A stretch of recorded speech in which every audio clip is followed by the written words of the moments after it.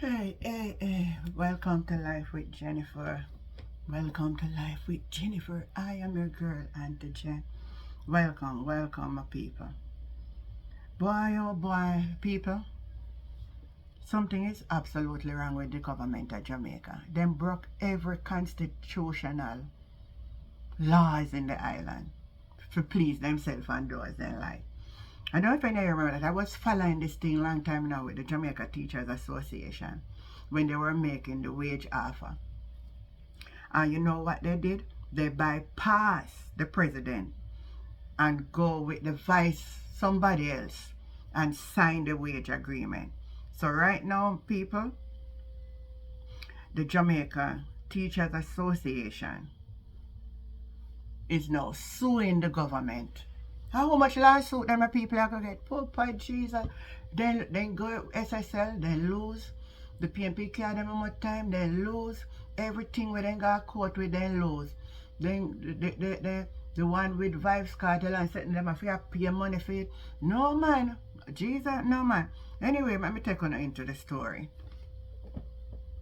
The union representing teachers in Jamaica is now entangled in a lawsuit filed by former president who aimed to nullify its current 3-year wage agreement with the government.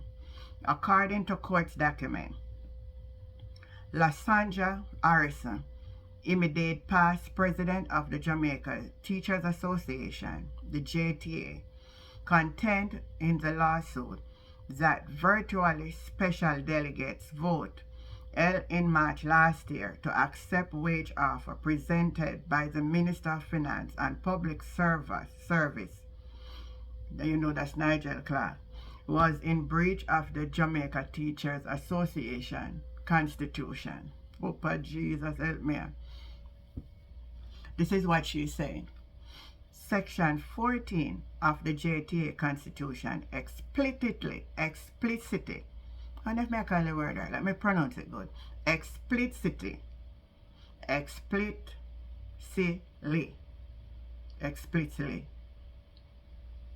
Tongue twister.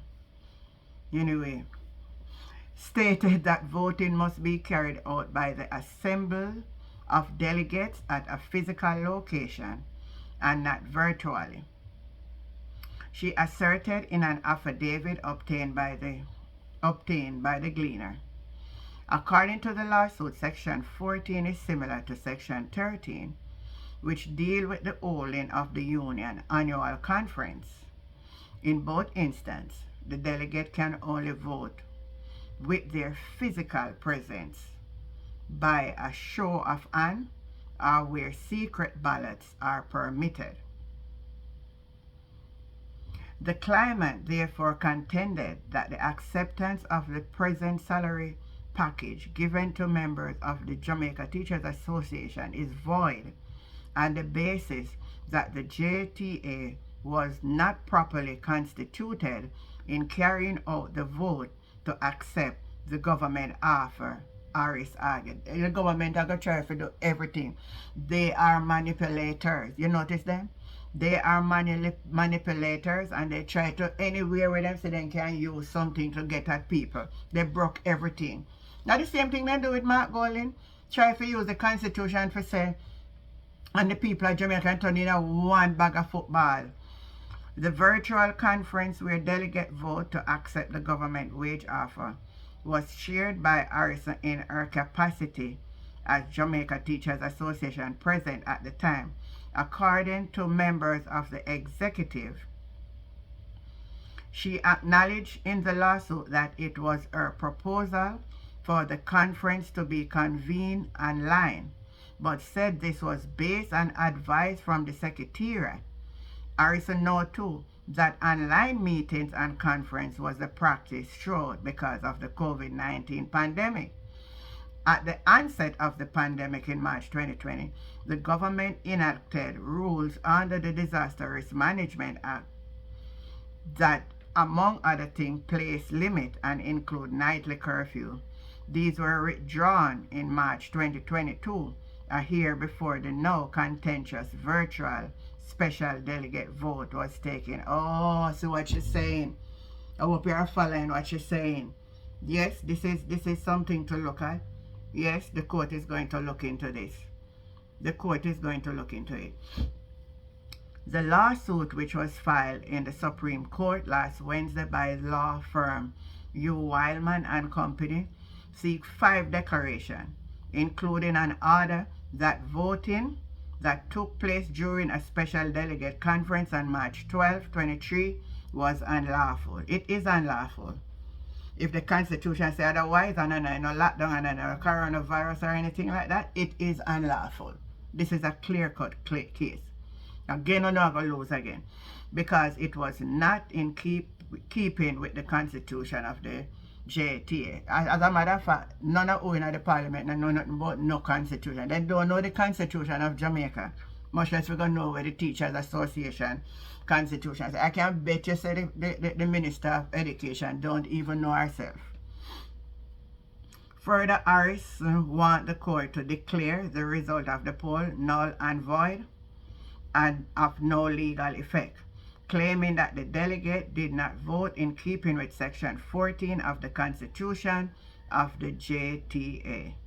Approximately 80% of the delegates who were present voted to accept the 3-year agreement, which became effective April 1st. It includes a guaranteed 20% minimum increase in basic salary after tax deduction. Harrison raised eyebrows at the time. I remember that clearly when you speak out. When she walked out of the contract signing ceremony at the Finance Ministry downtown Kingston office, leaving the other member of the JTA executive to sign. The lawsuit also seeks a declaration that the Constitution of the JTA does not provide for a special meeting to be conducted online by voting, and declaration that under the JTA Constitution, a special conference must be convened with the physical presence of all delegates participating in the vote and not by virtual voting. So the incumbent president, Lieutenant Thomas Johnson, confirms that he is aware of the lawsuit but declined to comment. There is a case pending, so I will not make any comment at this time, he told the writer. A legal victory for Harris could present a dilemma for over 30,000 teachers, including the former teacher president, who have already received billions of dollars in salary. Oh, hell you know. That would have go for this would have put Royal Reed in a problem, you know. This a government underpay messing up people. The government you have to go down. This a government under too much mess. Including the former JTA president, who have already received billions of dollars in salary and retroactive payment under the new wage pact. One veteran educator opinion. And like all of them a pay Royal Reed, we not even do nothing, but still on leave. The 3-year agreement is scheduled to end next March. Over 30,000 teachers have been impacted by this negotiation. If she get all the declaration being sought, what would be the remedy? How would this issue be resolved? The educator questioned.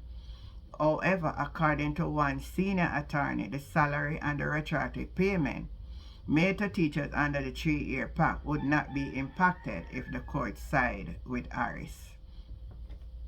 It would certainly affect the decision and everything would be nullified, but I don't think the salary increase would be affected because the government process for giving the salary increase was perfectly in accordance with the law and valid, said the attorney who did not want to be named. What would have been invalid is the approval and vote of the JTA. Oh, that we can say that is clear invalid. That part is invalid. And I don't think she's doing it for the money. I think she's doing it to discipline the government.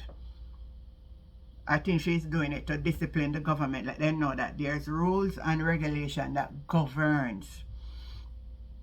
Harrison disclosed in her affidavit that in the days after the special delegate conference, she sought and obtained a legal opinion regarding the legality of the vote to accept the wage offer made by the finance ministry. According to the former JTA president, the legal advice indicates that the vote was not in keep with the JTA constitution. Harrison said she alerted JTA Secretary Dr. Mark Nicely of the irregularities and followed up with an email date 31st March last year. She said Nicely responded by email the same day, but details of his response were not included in the affidavit. So, here we go again. A government in limbo. Government in limbo with the Teachers Association. Again, one more entity is taking the government to court.